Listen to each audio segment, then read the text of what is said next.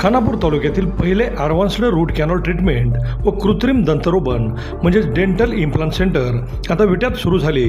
येथे advanced route canal म्हणजेच route canal treatment ही पूर्वीच्या पद्धतीने 3, 4 किंवा 5 सेटिंगमध्ये केली जात होती.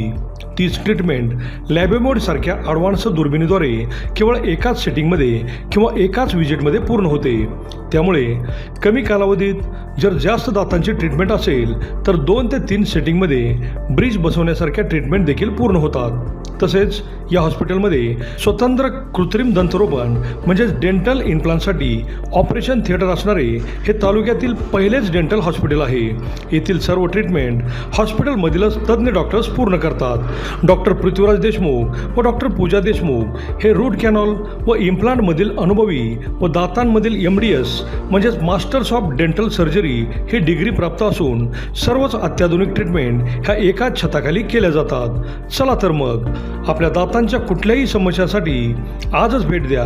आमचा पत्ता डॉक्टर देशमुख सुपर स्पेशालिटी दातांचा दवाखाना व रूट कॅनॉल स्पेशालिटी सेंटर, दृष्टी हॉस्पिटल शेजारी, यशवंत नगर, विटा. नमस्कार मंडळी. आज इथं रस्त्यावर यायचं कारण म्हणजे हे आमच्या सासूबाई रत्नाबाबा बबन निकम वयस्कर आहेत आणि ह्या एसटीनेच प्रवास करत असतात. 22 तारखेला या देवीखंडवरून विठाला आलेल्या आणि माहुलीच्या दिशेने जात होत्या. एसटीची वाट बघत होत्या आणि एस टी स्टँडवरती पाठीमागे बसलेल्या होत्या. परंतु कारव्याचा एक ड्रायव्हर आहे दर्या फाळपत, तो 2 महिन्यापूर्वी जॉईन झालेला होता.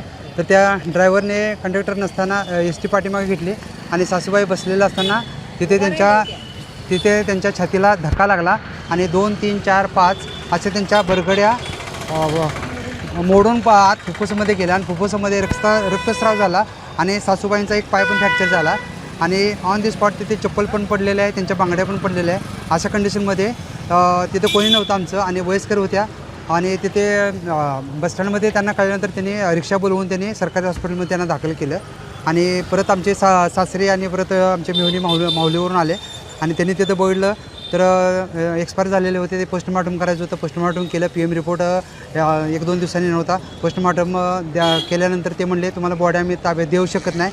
तर त्यावेळेला त्यांनी काय केलं, आमच्या सासऱ्यांना त्यांच्या मालकांना लिहिता वाचता येत नाही तर त्यांना वाचून जाऊन टायपिंग वगैरे केलं आणि त्यांच्याकडून सह्या घेतल्या, 1-2 मेहुणीच्या सह्या घेतल्या त्या कंडिशनमध्ये नसताना सुद्धा. आणि त्यांनी आम्हाला ज्यावेळी बॉडी ताब्यात दिली त्यावेळी त्यांनी सांगितलं की तुम्ही तुमचं कार्यक्रम माती वगैरे कार्य सगळं झाल्यानंतर परत पोलीस स्टेशनला या आणि तुमची FIR आम्ही नोंद करून घेतो.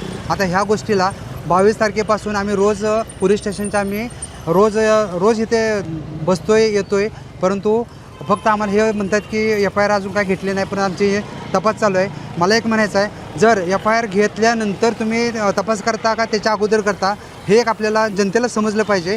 कारण FIR फर्स्ट इन्व्हेस्टिगेशन रिपोर्ट तुम्ही करायचा असतोय आणि इथं आमची दखल घेतली जात नाही. आज ह्या गोष्टीला जवळजवळ 1.5 महिना झाला आणि सध्या मी मी आता SP ऑफिस सांगली पोलीस अधीक्षक सांगलीला भेटून आलो आहे आणि मी आपल्या ह्या चिठ्ठ्या आहेत ते पोस्टाने मी मुख्यमंत्री Chandrakant Dada Patil, police station Vishrambag, police आयुक्त अशा 5 आम्ही हे पोस्टाने टपाल पाठवले. त्यांचे पोचसुद्धा मला रिटर्न आलेले आहेत आणि एवढं सगळं होऊन DYSPला सुद्धा मी लेटर पाठवलं आहे, त्यांची पण पोच आलेलं आहे आपल्याला.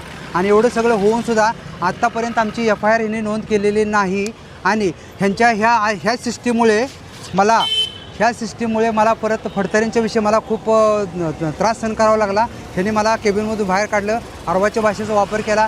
वास्तविक तुम्ही जनतेशी जर पाठिंबा देत असेल आणि सरकार पोलीस स्टेशन हे जनतेसाठी आहे आणि जनतेसाठी तुम्ही काय करताय. एक व्यक्ती मृत्यू पावलेला असताना बसस्टँडवरती जे अधिकार आहे ते म्हणतात आमच्या STच्या महामंडळाकडून आमचा हे अपराध झालेला आहे, आमच्याकडून हे गुन्हा झालेला आहे, आम्हाला मान्य आहे. फक्त तुम्ही FIRची कॉपी घेऊन या आणि आम्ही तुम्हाला जो काही नुकसान भरपाई आम्ही द्यायला तयार आहोत. पण ते फडतरे साहेब आपले आहेत आणि कराड कॉन्स्टेबल आहेत, त्यांनी आम्हाला उडवाउडीची उत्तर दिली. आतापर्यंत आम्हाला ना मृत्यूचा दाखला दिला आणि आम्हाला ते म्हणतायत की तुम्ही पोलीस स्टेशनमध्ये सरकार दोघांना जावा, त्यांना घेऊन या, तुम्ही महामंडळाच्या लोकांना आमच्या पुढे आणून उभं करा. मला एक विचारायचं आहे, जनतेमार्फत विचारायचं आहे. मला ही समस्या, मी कधी पोलीस स्टेशनला जात नाही, परंतु आज मला ह्याचा मला न्याय पाहिजे. कारण आम्ही तुमच्या दारामध्ये न्याय मागत असताना तुम्ही आम्हाला म्हणता की तुम्ही त्यांना शोधून आणा, आमच्या पुढे उभा करा. मग तुम्ही कशासाठी आहे? पोलीस स्टेशन कशासाठी आहे? कशासाठी तुम्हाला नेमले? कशासाठी तुम्ही अधिकार झाला? तुम्हाला पेमेंट मिळत नाही का? पगार मिळत नाही का? आणि त्यांनी म्हणावं की आम्हाला पैसे पाहिजेत, आम्ही काम करू शकत नाही. तर आज हा त्रास झाले. आज SP साहेबांना मी दिलेले आणि त्यांनी मला इथं सही करून दिलेलं आहे. त्यांनी सांगितले कारवाई, तर मला ताबडतोब आपल्याला ह्याच्यावरती काहीतरी निर्णय हवा आहे.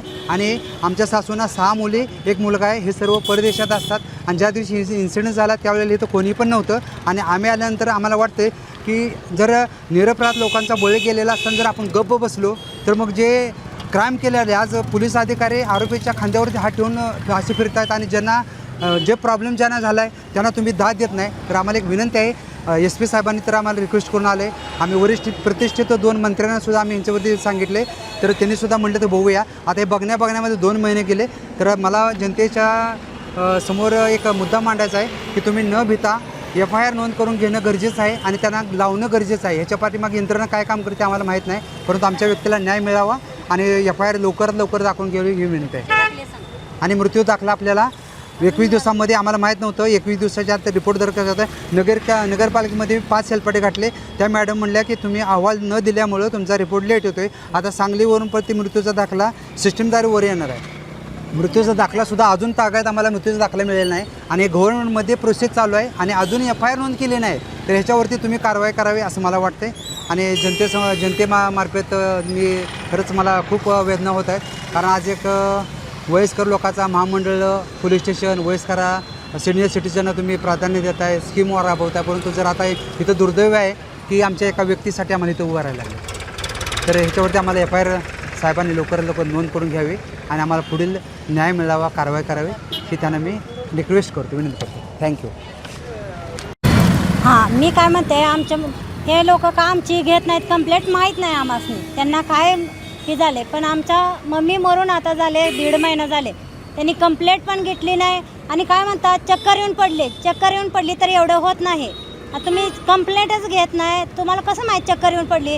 तुम्ही गेला का तिथं बघायला चक्कर येऊन पडली की काय झालं?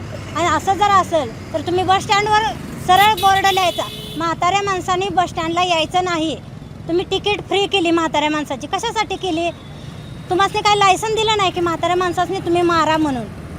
त्यांचे बरोबर आहे, कारण की दखल त्यांनी घेतली पाहिजे आहे. बसस्टँडवर बसलेल्या व्यक्तीला तुम्ही मारू शकताय आणि नाही म्हणताय. तुम्ही कुणाला विचारलं? आणि जामीनला आम्ही म्हटलं जामीन आणा समोर आमच्या समोर विचारा, तर ते काय म्हणतात आम्हाला तुमच्यासमोर काय विचारायचं आहे? आम्ही विचारतो ना, मग आम्हाला कसं कळणार की काय विचारले तुम्ही? त्या जामीनवाल्यानं काय उत्तर दिले ती हे आम्हाला पण कळलं पाहिजे ना. जबाब त्यांचं पण पाहिजे का? आम्हाला पण कळलं पाहिजे.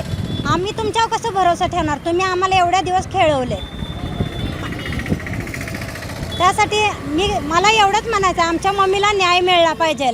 तुम्ही जनतेची सेवा करायला तुम्ही थांबला या, तर तुम्ही म्हणा जनतेची सेवा करायला आम्ही पगार घेत नाही. मग आम्ही मान्य करतो की आम्ही सोडून देतो हे समज. आम्हाला न्याय मिळावा एवढंच आमची इच्छा.